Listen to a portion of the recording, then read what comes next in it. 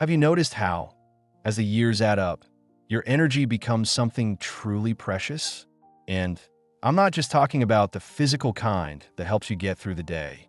I mean that deep, soul level energy that fuels your joy, your peace, your sense of purpose. For decades, many of us have been the givers, the peacemakers, the ones who make room for others, sometimes at our own expense. We've been taught that kindness means always saying yes, even when everything inside us is screaming no. But here's a truth too rarely spoken. Reaching this beautiful stage of life isn't just a milestone. It's a hard-earned privilege that comes with the absolute right to guard your peace. Today, I want to have an honest conversation about something that might feel uncomfortable at first. There are certain people in your life that you no longer need to extend unlimited kindness to. Not because you've suddenly turned cold or selfish, but because you've finally recognized the true value of your time, your spirit, and the wisdom you've gathered through decades of living. In the next few minutes, we'll explore 5 types of people it's perfectly acceptable, necessary even to create some healthy distance from. And by the time we finish, my hope is that you'll feel not just permission, but a gentle encouragement to protect the precious life you've built with all the care it deserves. Are you ready? Let's start with someone I'm willing to bet you've encountered more than once in your journey. The endless taker. You know exactly who I'm talking about, don't you? That person whose number on your caller ID makes your heart sink a little. Not because you dislike them, but because experience has taught you that this call isn't about connection, it's about collection. They're collecting another favor, another request, another chunk of your time. For years, maybe decades, saying yes felt like the right thing. Perhaps it made you feel needed. Perhaps you worried about appearing unkind if you refused. Take Martha, for instance. At 72, living in her snug little home in Seattle, Martha spent a lifetime being everyone's go-to solution. Need someone to watch the grandkids on short notice? Martha will do it. Car broke down and need a ride? Martha never says no. Yet when Martha caught pneumonia last winter, her phone stayed eerily silent. The birthday she celebrated last month? A handful of belated text messages was all she received from those who regularly sought her help. The realization came to her not in a dramatic moment, but in quiet waves of understanding. Her kindness wasn't being treasured, it was being expected. And this is what I want you to hear clearly today. You are not a service. You are a complete human being with a heart full of stories, a mind rich with experience, and a spirit that deserves to be honored. Saying no doesn't require a lengthy explanation. Your no is complete on its own. It's not selfishness, it's self-preservation. It's how you ensure that you still have enough of yourself left for the people and pursuits that truly light you up. Think about it for a moment. If someone only stays in your life because you continuously say yes to their demands, is it really your company they value? Or is it simply what they can extract from you? What's one relationship where you feel this imbalance? Take a breath and recognize that awareness is the first step toward change. Now, let's talk about our second type, the silent critic. This one can be harder to spot because they rarely come at you with obvious hostility. Their criticism doesn't arrive in shouts or direct insults. Instead, it slips in sideways, wrapped in the language of just trying to help or telling it like it is. It's those small comments about your appearance, your home, your decisions, even the hobbies that bring you joy. At first, you might laugh it off thinking that's just their way. But over time, those seemingly small remarks accumulate, weighing heavy on your spirit. James, an 83-year-old retired teacher, experienced this with his sister-in-law. Every Thursday, he'd visit her, bringing fresh flowers from his garden. And every Thursday, without fail, she'd find something to critique. You're wearing that shirt again? It does nothing for your complexion. Still working on that model ship? I thought you'd have given up by now. Week after week, year after year, those tiny judgments eroded James's confidence. He stopped mentioning his projects. He began second-guessing his choices. Let me tell you something important. You've lived too many years and weathered too many storms to let anyone make you feel small. You don't need to shrink yourself to fit someone else's narrow vision of who you should be. You deserve to walk into every room feeling comfortable in your own skin. You deserve relationships that celebrate your uniqueness rather than constantly suggesting you're somehow inadequate. So the next time you walk away from a conversation feeling heavier instead of lighter, pay attention. It's not oversensitivity. It's your inner wisdom sending you an important message. Your response doesn't need to be dramatic. Simply choose, I prefer my peace over their approval. I choose my joy over their judgment. How does that statement feel when you say it to yourself? Try it now. Let's continue with our third type, the guilt engineer. Unlike critics or takers, guilt engineers rarely make direct demands. Their method is far more subtle, making you feel responsible for their happiness and emotional state. You'll recognize them by certain patterns: a disappointed sigh that lingers just a bit too long, a comment delivered with just enough sadness to make your heart ache, or a silence that somehow feels louder than words. Elizabeth, a 77-year-old grandmother, knew this dance well. She loved being involved in her family's life. But when she declined a midweek dinner because of her painting class, a small pleasure she'd only recently allowed herself, her daughter's response hit her hard. I guess it's fine. The kids will be disappointed, but they'll understand that your class is more important than family time. No shouting, no direct accusation. Just enough implied guilt to make Elizabeth question whether pursuing her own joy made her somehow less loving.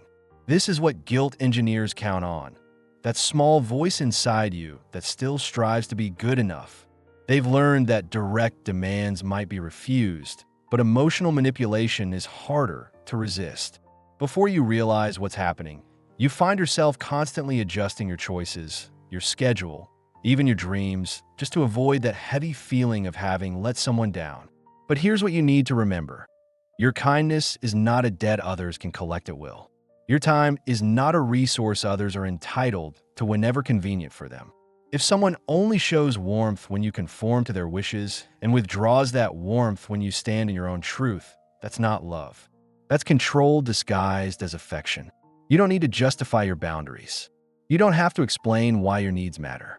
And you certainly don't need to apologize for honoring your own heart. Try this. The next time you feel that wave of guilt coming, pause and ask yourself, is this really my responsibility to fix? Often, you'll find the answer is no. How liberating is that? Let's move to our fourth type, the secret competitor. Unlike the others we've explored, secret competitors can be harder to spot because on the surface, they seem supportive. They smile at your good news. They congratulate you on your achievements. But underneath runs a current of something else, a subtle tension, a barely perceptible need to somehow one-up or diminish your joy. Margaret, a lively 74-year-old, experienced this after finally pursuing her lifelong dream of learning to play the piano. After decades of putting everyone else first, she finally signed up for lessons, excited to explore her own passion. When she shared this news with her friend of 30 years, the response seemed positive. How wonderful. I've actually been thinking of taking up the cello myself. I played a bit in college. It's so much more complex than piano, but I think I'm ready for the challenge. A simple comment, perhaps, but it was followed by others, each one carrying a similar message. Whatever Margaret did, her friend could do better. Your recital piece sounds lovely, very simple and approachable. My instructor has me working on something quite advanced. Gradually, Margaret found herself hesitating to share her small victories. The pure joy she initially found at the piano became tarnished with doubt. Here's what's true. Real friendship doesn't keep score. Authentic connection isn't a competition. People who genuinely care for you don't need to diminish your light to make their own shine brighter. At this beautiful stage of life, when you finally earn the freedom to explore dormant dreams and discover new parts of yourself, you deserve to be surrounded by people who celebrate every step of your journey without reservation. Next time you share something you're proud of, notice how people respond. Do they add their joy to yours, or do they subtly shift the spotlight? That awareness alone is powerful. Now, for our fifth type, the indirect underminer. These individuals rarely express their negative feelings directly. They prefer hints over clarity, sarcasm over honesty, and subtle digs disguised as jokes or innocent observations. What makes them particularly challenging is how their behavior leaves you feeling confused, questioning whether you're simply being too sensitive. Robert, an 82-year-old retired postal worker, experienced this with his neighbor. When Robert, finding certain tasks more challenging with age, occasionally asked for small helps, his neighbor's response always came with an edge. "Sure thing, old-timer. Gotta watch those brittle bones of yours. Happy to help now, but don't make a habit of it. I'm not getting any younger either." Each comment delivered with a smile, presented as good-natured ribbing. But each one left Robert feeling slightly diminished, uncertain whether he was asking too much. That's the power of passive aggression. It leaves you doubting yourself rather than questioning the behavior. It makes you wonder if you're too needy when in reality, you're simply asking for basic consideration. The danger, especially as we age, is that this subtle undermining can gradually erode our confidence and willingness to reach out. It can leave us increasingly isolated, reluctant to ask for the support we all sometimes need. If confronted, these people will claim you misunderstood, that they were just joking, flipping the script to make your reasonable reaction seem like the problem. Remember this: peace that comes at the expense of your dignity isn't true peace at all. It's a compromise that costs far too much. You deserve communication that's clear and kind, not layered with hidden barbs. You deserve relationships built on mutual respect, not psychological games. A simple but powerful response is to say, "I'm not sure that came across as you intended," or simply change the subject. You don't need to play a game you never agreed to join. Now that we've explored these 5 challenging relationship types, I'd like you to take a moment to check in with yourself. Do any of these patterns sound familiar in your life? Is there a face or a name that's come to mind during our conversation? If so, I want you to know something important. You have the absolute right to create boundaries. You have the freedom to step back. You can choose yourself without apology or explanation. This isn't about becoming cold or withdrawn. It's about finally honoring the years you've lived, the wisdom you've gathered, and the precious life you've built. As we grow older, each day becomes increasingly valuable. We no longer have the luxury of spending our limited time trying to please those who don't appreciate our presence or respect our boundaries. You don't need to make grand announcements or dramatic exits. Often, the most powerful changes happen quietly, through small decisions made consistently. Not rushing to answer certain calls immediately. Limiting visits that leave you feeling drained. Redirecting conversations when they turn critical. Saying, "I'll need to think about that," instead of an automatic yes. Spending more time with those who genuinely celebrate your joy. Have you tried any of these approaches? Which one might be most helpful in your situation right now? Remember, setting boundaries isn't selfish, it's sacred. It's how you honor the gift of the life you've been given and the years you've earned. Some people might not understand your new boundaries. Some might even push back or try to make you feel guilty for changing the rules of engagement. That's okay. Their reaction is information about the relationship, not about your worth or your right to protect your peace. The beautiful truth is that when you begin to step back from relationships that drain you, something magical happens. You create space for connections that truly nourish you. The right people, those who love you fully without conditions, without competition, without manipulation, will find their way to you. They always do, because the light of a heart that finally honors itself is impossible to resist. Think about it. Isn't it true that some of your most meaningful connections have come during seasons when you were most authentically yourself? When you weren't trying to please everyone or be everything to everybody? As you move forward from this conversation, I hope you'll carry one truth with you.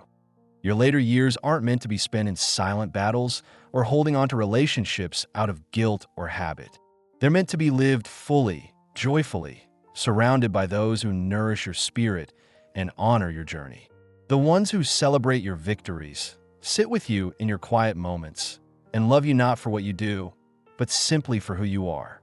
So today, I encourage you to give yourself the same kindness you spent a lifetime giving to others. Listen to that wise, brave voice inside you, the one that knows when it's time to close certain doors and when it's time to open new ones. And as you do, remember you're not alone. There's a whole community of us learning these same lessons, finding our voices, reclaiming our peace. We're right here with you, taking these steps together. What one small boundary will you set this week to protect your precious energy? Share in the comments below. Your insight might be exactly what someone else needs to hear today. If this message resonated with you, please give it a thumbs up and subscribe to our channel. Your support helps us create more content that speaks to the real challenges and joys of this stage of life. Thank you for spending this time with me today. Here's to living every day with courage, with love, and with the unshakable knowledge that you are worthy of peace, worthy of joy, and worthy of relationships that truly honor the magnificent person you are. Until next time, take good care of that beautiful heart of yours.